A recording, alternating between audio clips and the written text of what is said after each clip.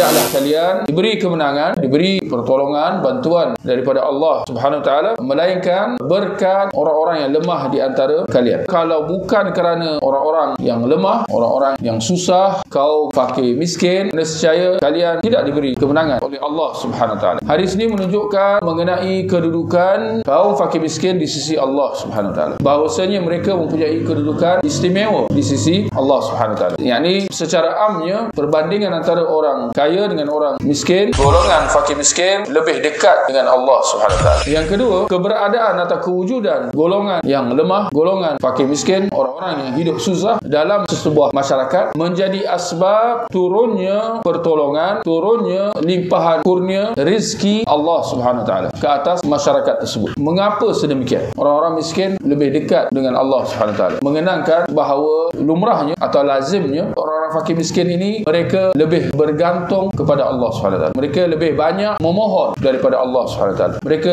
sentiasa berharap, bertawakal, berdoa daripada Allah Subhanahu Wa Taala berbanding orang kaya. Kerana orang kaya tu tidak ada kecukupan secara amnya. Kemudian yang kedua, kita kata apa tadi? Keberadaan, kewujudan orang-orang fakir miskin menjadi asbab turunnya keberkatan dan limpahan kurnia Allah. Maka di situ datang pertolongan Allah dengan berkat doa orang-orang fakir miskin. Dalam sebuah hadis yang lain, Nabi SAW mengatakan, barangkali seorang yang tidak diendahkan, seorang yang tidak dilayan, yang kalau diketuk pintu, pintu tidak akan dijawab, maknanya dia tidak diendahkan, tidak dipedulikan. Jika dia bersumpah atas nama Allah, niscaya sumpahnya itu akan ditunaikan, akan diperkenankan. Orang yang tidak diendahkan, orang yang dipandang sepi, jika dia bersumpah atas nama Allah, niscaya Allah akan perkenankan, Allah akan tunaikan. Dengan sesama manusia orang tak peduli, tetapi dengan Allah dia sangat dekat. Barangkali manusia menganggap dia tak penting, menganggap dia hina, rendah, tetapi dia di sisi Allah sangat dekat, sehingga kalau dia bersumpah atas nama Allah, Allah akan tunaikan, perkenankan sumpahnya itu. Maka kesimpulannya, golongan yang lemah, golongan fakir miskin, rakyat marahin, golongan B40 dan sebagainya, perlulah dikasihani dan disantuni. Jangan diabaikan, jangan dibiarkan. Berlemah lembut, berkasih sayang dengan sesama kaum muslimin, terutamanya golongan yang lemah, yang memerlukan perhatian dan bantuan.